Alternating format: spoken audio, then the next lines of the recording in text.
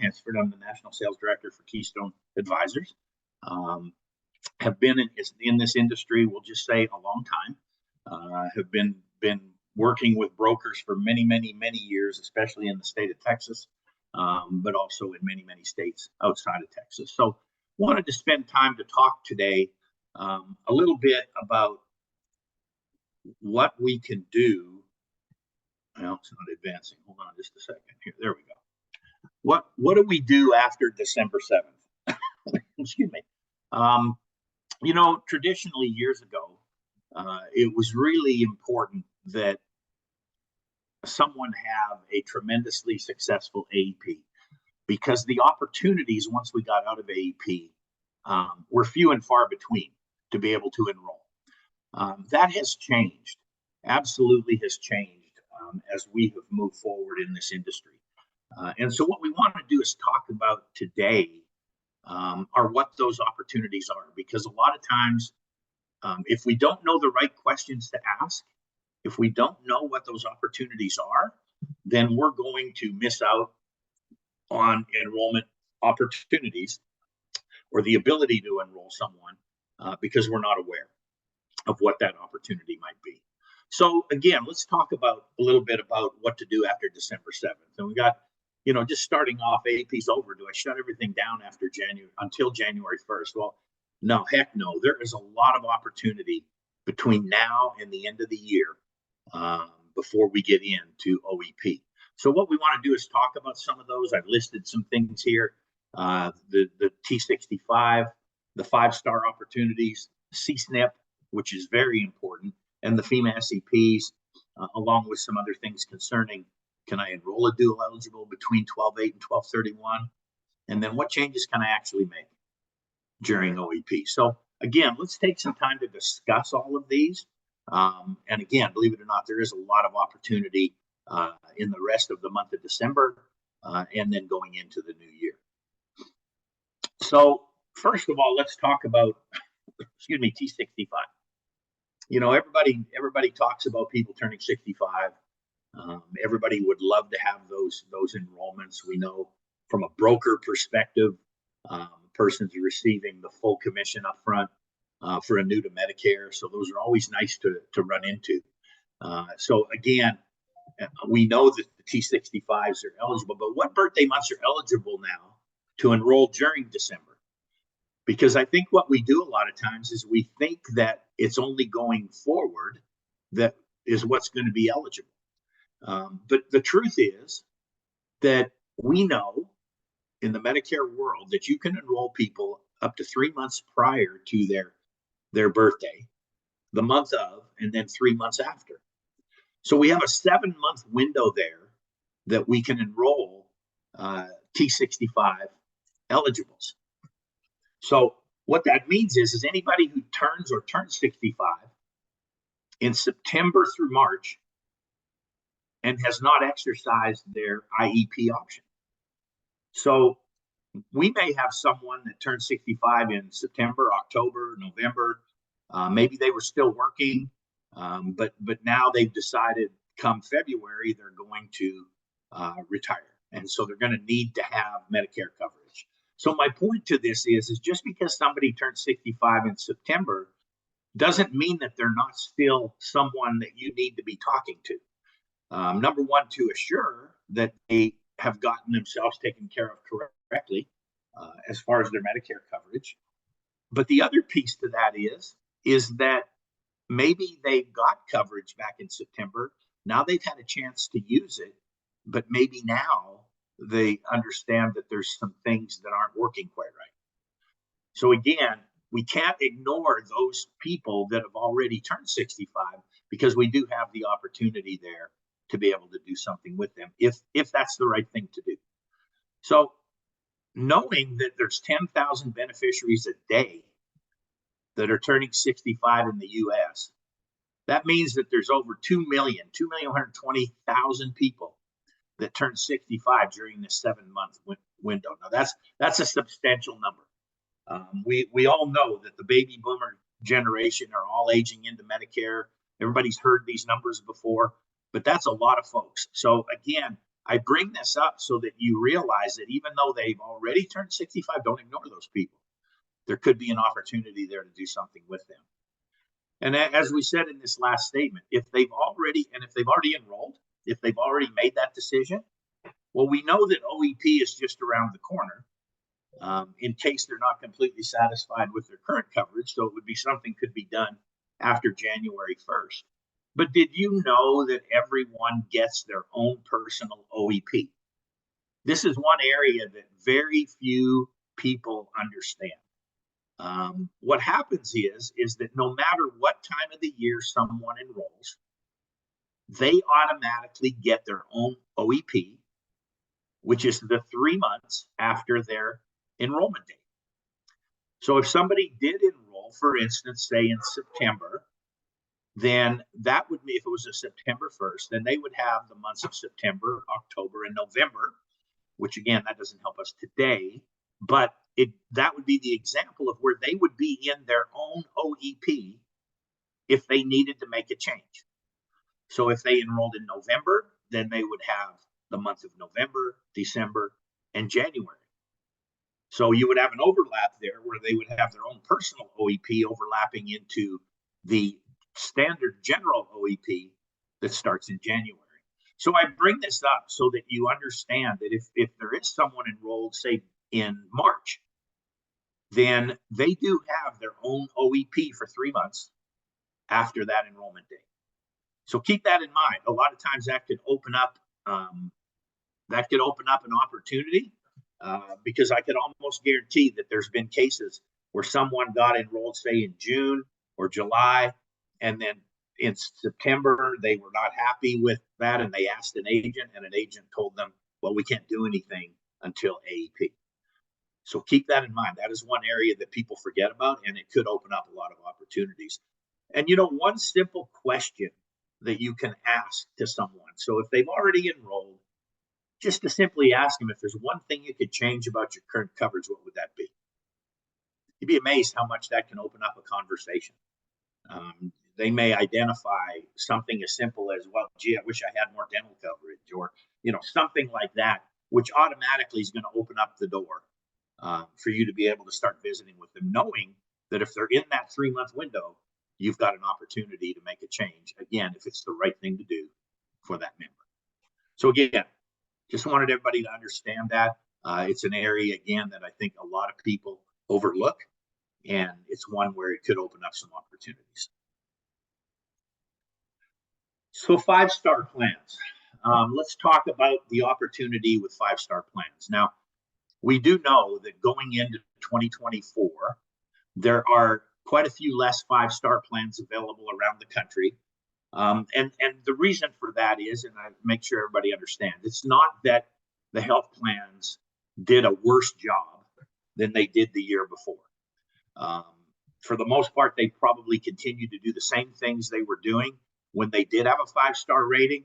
An example of that would be Cigna, who had a 5-star rating in different areas of Texas during 2023, and they do not have a 5-star rating for 2024. What's happened is Medicare, CMS has changed up the rules, and it's much tougher now to get a 5-star quality rating.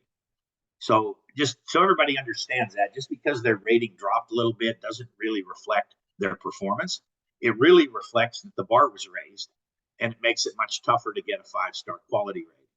So as an example, in Texas, unfortunately, Houston is the only market that has a 5-star plan in place today, which is Kelsey, which opens up a tremendous opportunity in the Houston market. If somebody works that market, they have the opportunity to enroll into the Kelsey plan all year long. So again, in Texas, we're limited down to the one.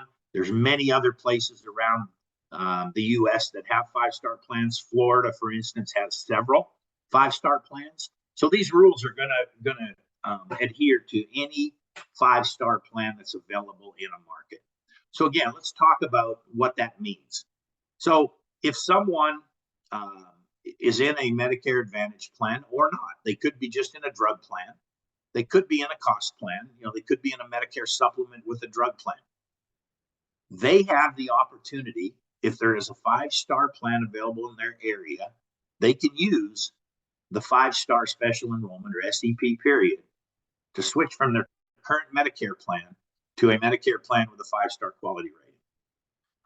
They can only use this SEP, the special enrollment period, once between December 8th and November 30th the following year. So anytime during the 12 months, but again, it begins with December 8th because they would have a 1/1 effective date. They can only use this once in the year. They cannot go into, say, another 5-star plan if there was one, which again, that's becoming a little bit more rare, but they can't switch from one to the other. They're only allowed one option to do this during the year.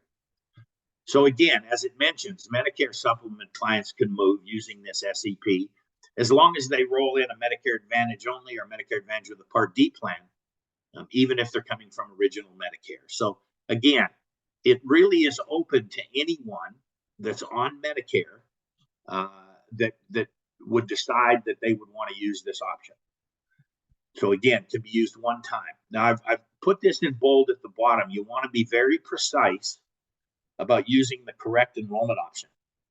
If there's another one available, for instance, as we move into, say, OEP, you want to make sure and use the OEP option if there's going to be a change made, because that preserves their opportunity to use this during the year if the need came up. So if someone, made a move, say, from, say, Humana to United during OEP, obviously that wouldn't affect their 5-star, but they would still have the 5-star option if they wanted to make a move into a Kelsey plan, say, in Harris County, or any other areas where there was a 5-star option. So want to make sure that that 5-star is not used during another available enrollment option period of time. It's important to preserve that, and that way it can be used if it's needed further on down the year. So again, we know this is a little bit more limited than it has been in the last 2 years.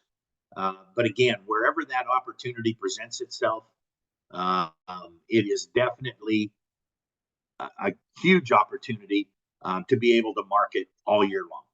Again, as we said earlier, used to be that AEP was where the agents would get 80, 90% of their enrollments for the year. And that really is not the case anymore. It's become a 12-month-a-year job as far as opportunities. You just have to know where to look for them and know what those ones are that are available.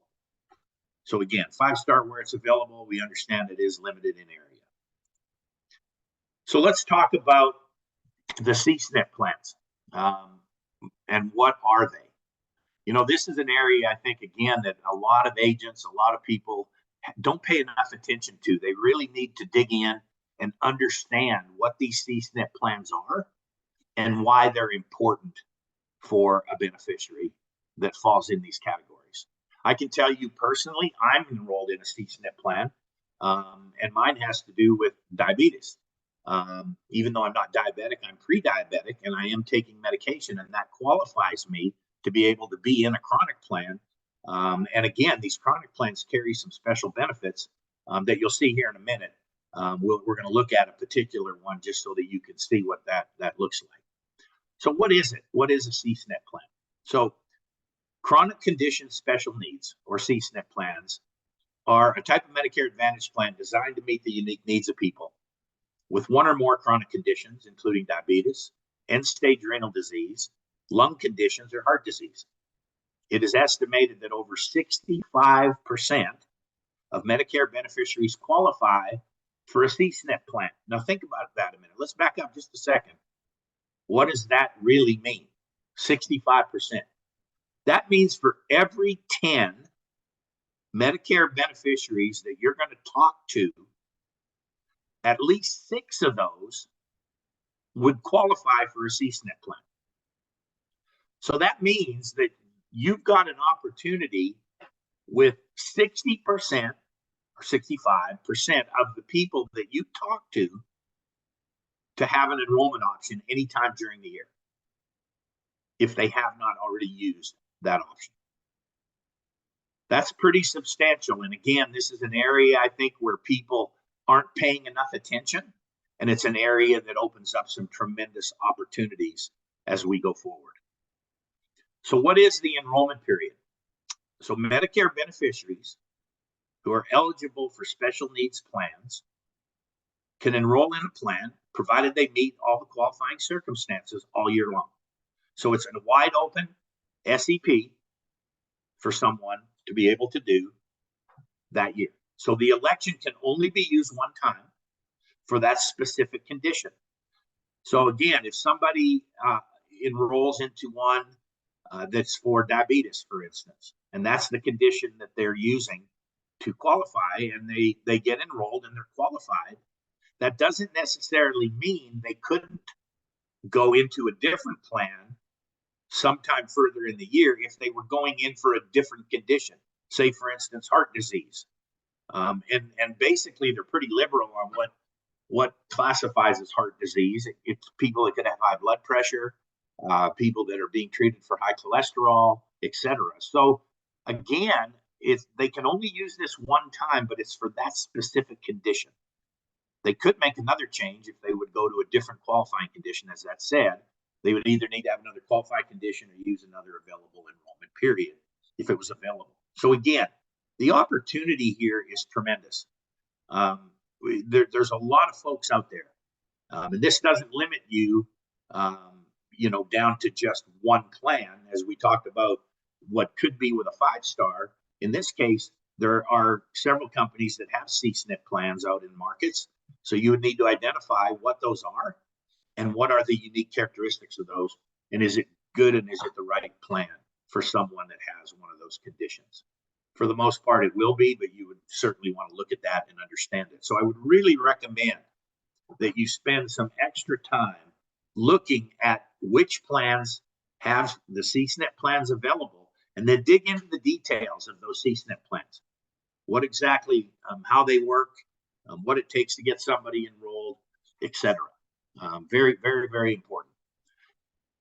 Okay, moving on. So what we want to do is we're going to review a specific C-SNP. I went ahead and grabbed the United Healthcare HMO point of service C-SNP that's available. This is the one in Harris County, Harris, Fort Bend, and Montgomery. You can see that this particular plan, the conditions to qualify for this one called complete care, excuse me, is cardiovascular disease, chronic heart failure, or diabetes. Again, for diabetes doesn't necessarily mean that they are a full-blown diabetic. It could mean that they're pre-diabetic and they are on medication. Again, for instance, I am on Ozempic, have been for 3 years, which is quite normal for people to put them on one of those medications as a pre-diabetic. So if they are being treated for that and taking a medication that reflects that, then they would qualify under these chronic conditions. So Hey, Don. again, Sorry yes, to interrupt. We do have a question in the chat before we move forward. Jean asked, what information is needed to identify a C-SNP plan? So it's very, very simple. There's usually a simple question on the application. What will happen is the health plan will verify with the doctor that you list on there as the one that needs to be contacted. It's a separate sheet that has to be filled out, but it's very, very, very simple. The plan does the work. However, as an agent, you probably would want to follow up just to make sure that they had received that confirmation from the provider. But it's a very, very simple process, and it doesn't take a lot of legwork on the agent's part. Good question. Anything else, Monet? No, that was the only question. Thanks, Don. Okay, good. Yeah, Thank you. yeah, so basically, some of the clients, they don't really know whether they are. So for example, if they are, I have one client, he did get the disability benefits. So he had some mobility issue, and also along with diabetic situation. So is that something we go back to the doctor, say, hey, is this situation qualify for chronic, or we fill that out and then we'll see what the, so I'm not quite familiar with the process, how to really get the SNAP situation status for him. Okay, so I heard a little bit of trouble. It wasn't real clear, but I think based on how do you determine? Is that what you're saying? How do you, as an agent, determine?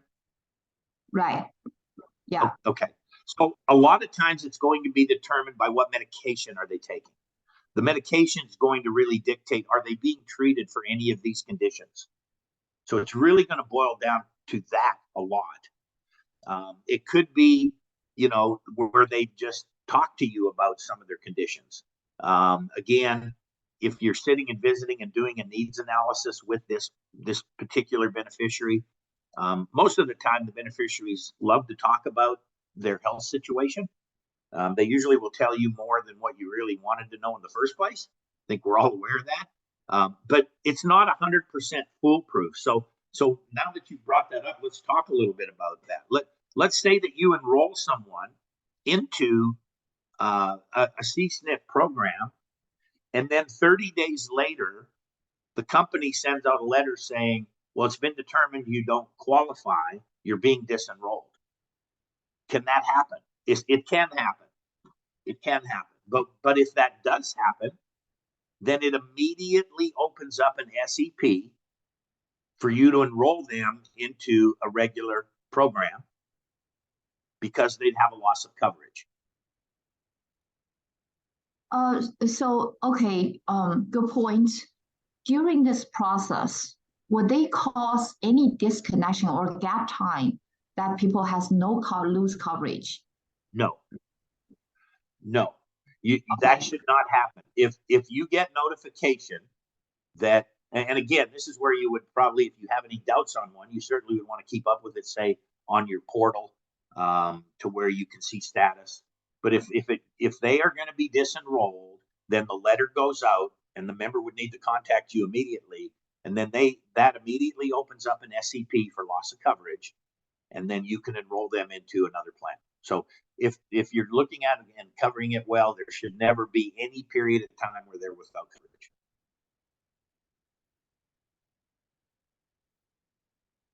That answer your question? Yes, thank you. You're welcome. All right, so let me, I want to pull up here real quick one of the plans. Let me bring this back up here.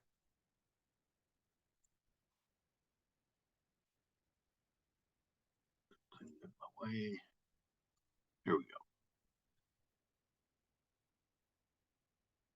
All right.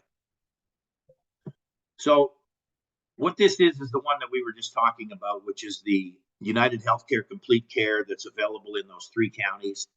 So let's just take a quick look at it, just to kind of identify maybe where is this good for someone, because a lot of times these plans are shaped around the condition that they have. So there may be an adjustment made in the formulary to where maybe some of the medications they're taking could be at a lower copay. Obviously, you would just have to check that to make sure.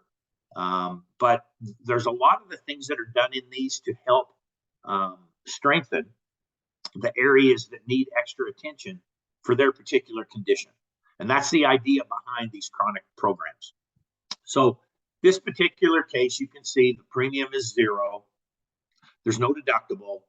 The annual out-of-pocket is $3,400, which in today's world, that's pretty low from an out-of-pocket perspective. 0 on the PCP. Specialist is $20. Again, in this case, there's a referral needed to be able to get that in-network type of copay. Virtual visits are provided at a $0 copay. Again, the preventives are 0. Inpatient hospital is $225 copay per stay for unlimited days. So that's pretty strong benefit. You compare that to other products in the market. I know there's several in the Houston market that work off of a single copay, but that one's getting down pretty low, pretty beneficial. So again, as you go down, you can see the benefits here. Pretty strong benefits. Again, zero on monitoring supplies for diabetes. Kind of some of your normal stuff, but $15 for some of your co-pays involved. Lab services, zero. Again, as we go down, it does have some extra benefits on it, from eyewear to dental. Got a fairly decent dental benefit on there. Hearing aids, the personal emergency response, some routine foot care, which again would follow if somebody's diabetic. It's got the over-the-counter, the meal benefit, the nurse hotline, etc. And then again, you've got your co-pays on your drugs. What you would need to be doing is looking at the formulary to see, is there anything there that's being done where they've maybe changed? As an example, say any diabetes type of drugs, and I'm referring more to the oral medications, not the insulins or the Ozempics, etc. But there could be several of the oral that have been moved down, say from a tier 3 to a tier 2.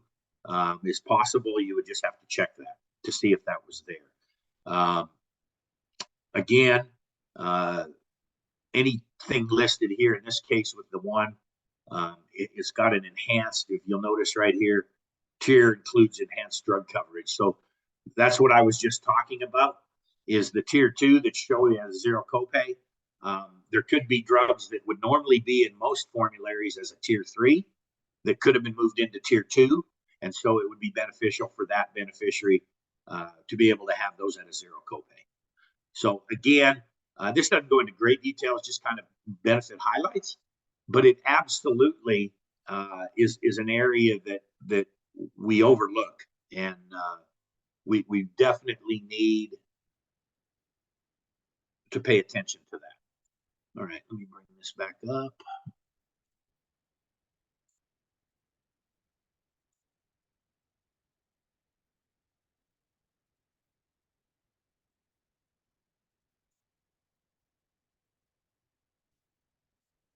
How do I get this to come back to full screen? Let me stop sharing for just a minute. There we go.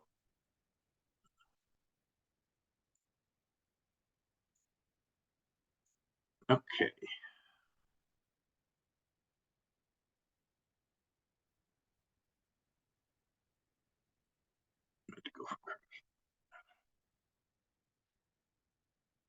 Okay, so we'll stop right there for a minute. Does anybody have any other questions about before I move on with the C-SNP? Great opportunity, guys. There are several really good C-SNP products markets. Again, they vary from diabetes to heart to ESRD. The ESRD is a very unique product.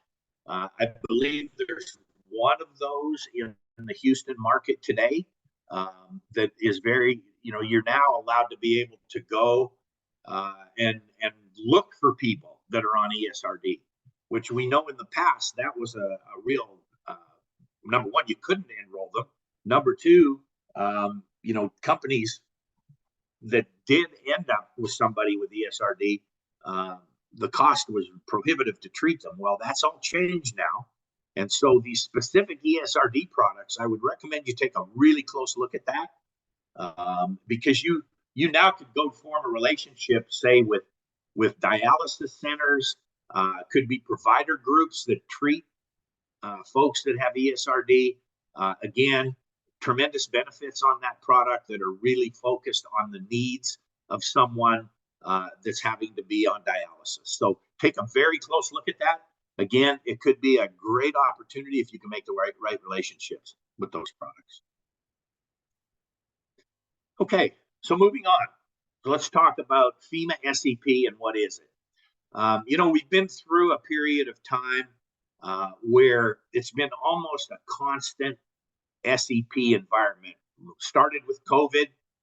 It seems to have carried on. And the SEPs that are coming out now, I don't know really how they really justify a lot of these, but they're being declared by, say, the governor of a state. And so those are being recognized. Now, the carriers have an option as to whether they accept that FEMA SEP. So you have to kind of be careful and make sure that you know which carriers are accepting these. But this has become a very common area that people have been able to utilize when they have no other enrollment option. I'll give you an example of a couple of the SEPs that have come out here in the last month, which again, don't try to use common sense as to why. Just simply understand that they came out and the opportunities there if someone needs that.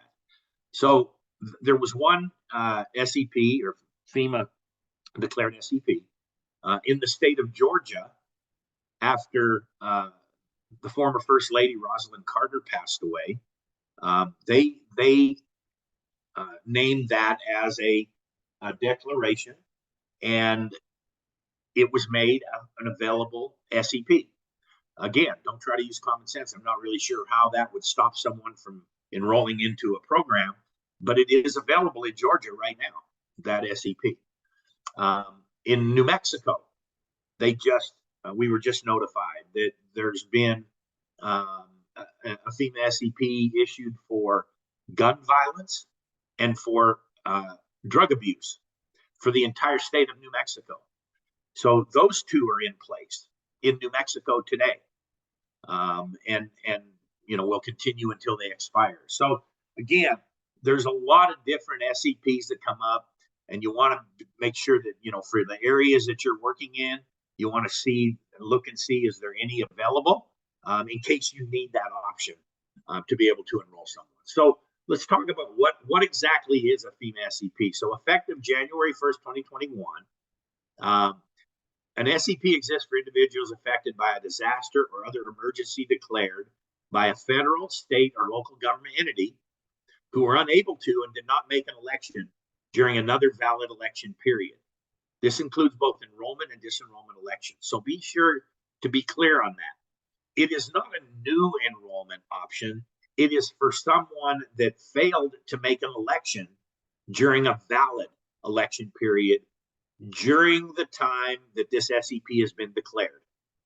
So for instance, if there was an SEP that was declared in October, for instance, say October 1st, and it's going to run through February 28th, as an example, and someone didn't make an election during AEP, they had a plan and they stayed on it, then they would be eligible to use that FEMA SEP to make an election in January or February or now during December because they didn't make an election during AEP. So it was an election period that they did not make an election.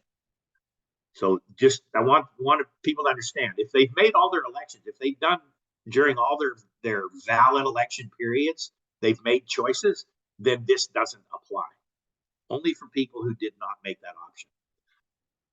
So again, individuals are eligible for this SEP, again, if they reside or resided at the start of the SEP eligibility period in an area for which a federal, state, or local government entity has declared a disaster or other emergency, or they do not reside in an affected area but rely on help making healthcare decisions from one or more individuals who reside in an affected area. So an example of that would be, again, we'll just use the example we just talked about. Let's say that you have an elderly parent living in Dallas, and they have a daughter that lives in New Mexico. And they were not able to make an election, or they didn't make an election during AEP, but because that daughter helps them with their healthcare decisions, and they live in an area that's affected, then this SEP would be in place. Kind of crazy, but that's how that works. They were eligible for another election period at the time of the SEP eligibility period, which we just talked about, and they did not make an election during that other valid election period due to the disaster or other emergency. So again, it states the SEP starts as of the date the declaration is made, the incident start date, or if it's different, the start date identified in the declaration, whichever is earlier. And then the SEP ends It says two full calendar months following the end date identified in the declaration, or if different, the date the end of the incident is announced, whichever is later.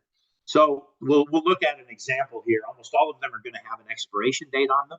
If an expiration date has not been published, then basically that SEP is still open. However, again, remember, the plans have the option as to whether they will accept that particular FEMA SEP or not. Again, I'm not really sure why some of them wouldn't, but there are some out there that do not.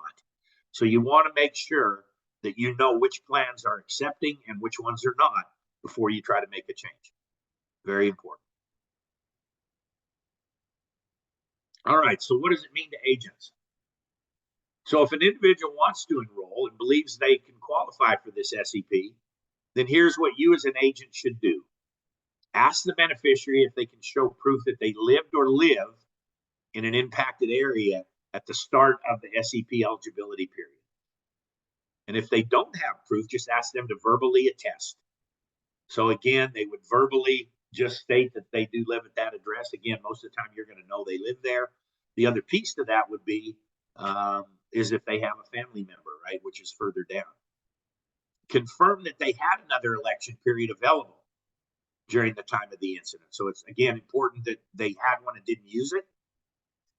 Confirm that the beneficiary lived in a county that has been declared an emergency or major disaster, or relies on help making healthcare decisions from friends or family members who lived or live in the affected areas. So again, as we all know, in the Medicare world, everything is done by county. So you want to make sure that that holds true, that they live in the county that is affected. A good example is there's currently an SEP in Texas for wildfires and for drought. And there's a lot of counties affected, but you got to be careful because there are counties that are not included in that declaration. So you can't just look at it and just blanket it and just decide, oh, wow, this is for the whole state. No, you have to double check and make sure that that county was one of them that was in that declaration and continues to be, and it's still eligible. Once eligibility has been verified, then you proceed with the application.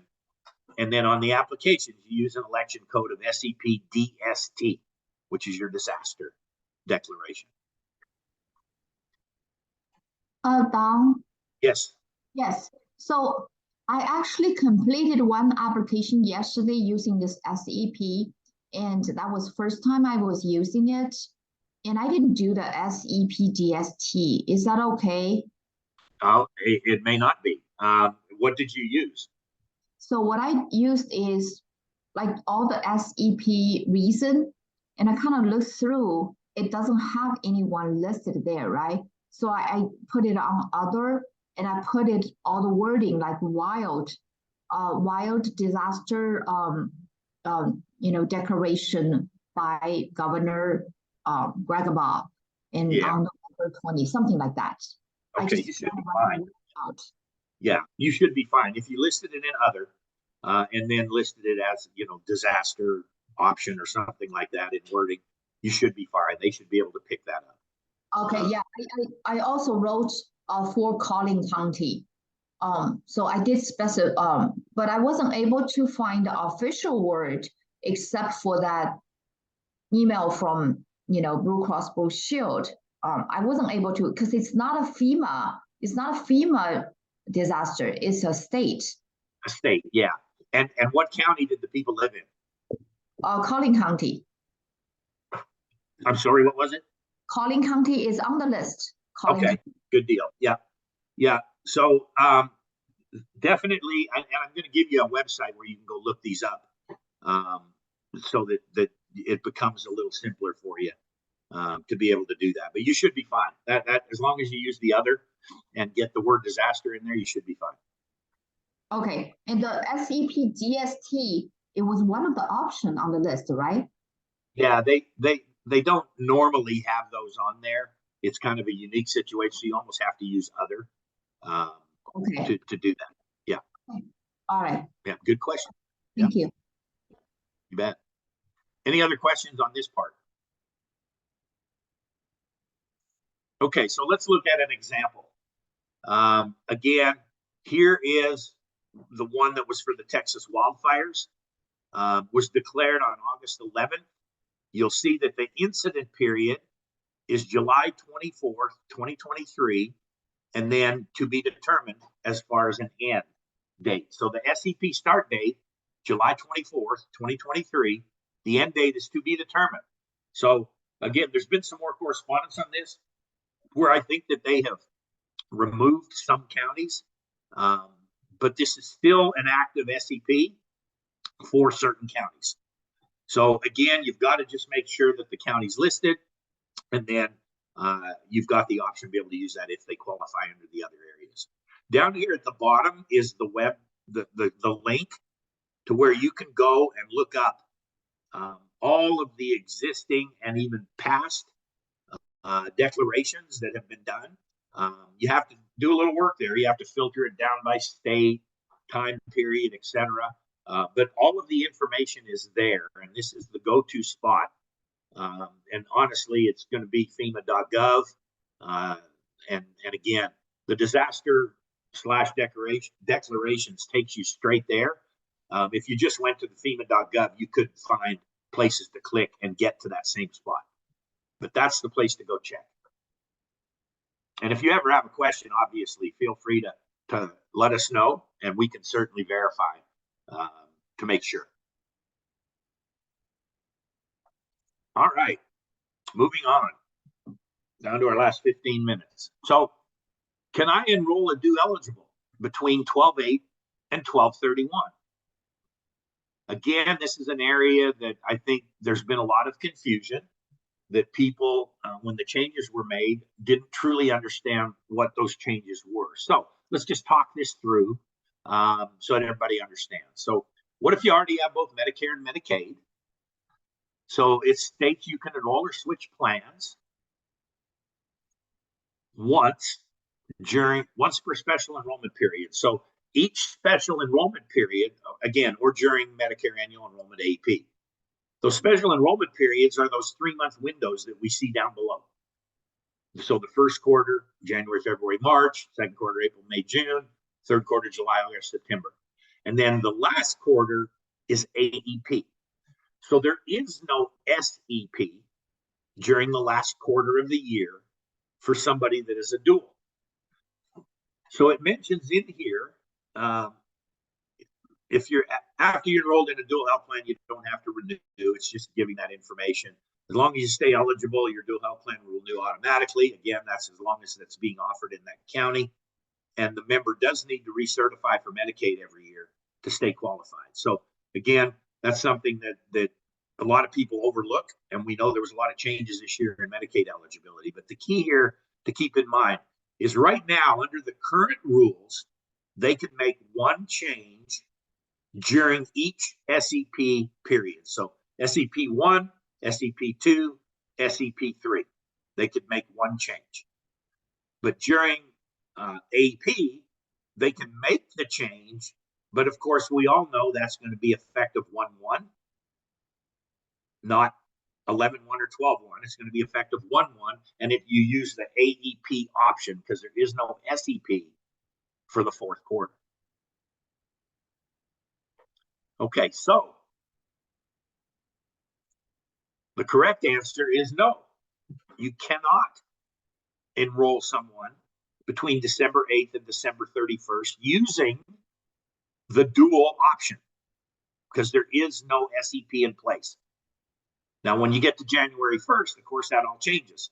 Now you've got OEP and they have an SEP that could be used, either one. So it says the correct answer is no, unless you have another qualifying SEP. So what would some of those be? Well, they're going to be a lot of the ones that we've just talked about.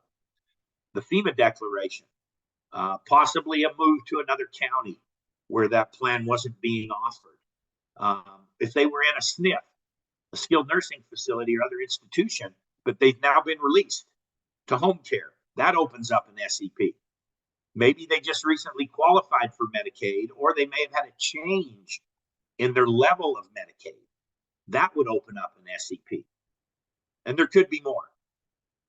So again, you need to understand these qualifying events when you're talking to someone, because again, a lot of times you might be walking away from an opportunity just because maybe you didn't understand what was available. But you cannot use the dual option during December 8th to December 31st. So I'll stop there for a second. Anybody have any question about that? Okay, moving on. So what changes are allowed? OEP, what changes are truly allowed? So again, this is another area. I see these questions come up all the time on Facebook in different chat groups that I'm part of on Facebook. Again, it makes me wonder how some of these people even passed AHIP, but these questions come up all the time. So what are allowed? You can switch to a different Medicare Advantage plan. This is different than AEP. We all know in AEP, the last application in, or the last unique application in, counts. But during OEP, it's the first app in that counts, because they're only allowed one change during OEP. So if they did that in January, you can't go back in March, or some other agent can't come in March and send another application in, because they've already used their OEP. Now, again, if they have another option, that's where you got to be careful. If they have another SEP, then it could be done. So an example, again, is a dual member would have two different options during the OEP period, right? They would have OEP, and then they would also have the SEP for them being a dual during that first quarter. But for OEP, the first app that goes in counts. There's only one change allowed. So you must be in a Medicare Advantage Plan Part C for OEP to apply. So anyone that is, say, on a Medicare supplement with a PDP, excuse me, or is on original Medicare with no Medicare Advantage plan, then OEP does not apply. It does not give them the option to enroll during that period of time. They must be in a Medicare Advantage plan on January 1st in order to have an OEP option that first quarter. So the other things that could be done, they could drop their Medicare Advantage plan and go back to original Medicare. Of course, they would want to take out a drug plan on top of that, or they could enroll in a Medicare prescription drug plan if they went back to original Medicare. So again, the key to this is they must be in a Medicare Advantage plan on January 1st for OEP to apply. If they're not, then OEP does not apply, and you would have to look for a different enrollment option that might be available in that area where you're working in order to be able to enroll someone. Again, FEMA might be an option, 5-star might be an option, CSNP might be an option, but obviously if they're not in Medicare Advantage plan, OEP is not an option. So I'm going to stop right there. Any questions on any of what we've covered today?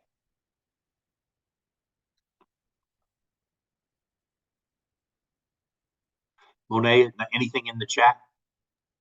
No, there's nothing new in the chat right now, Don. Okay, thank you. So I'm hoping that you've learned something today.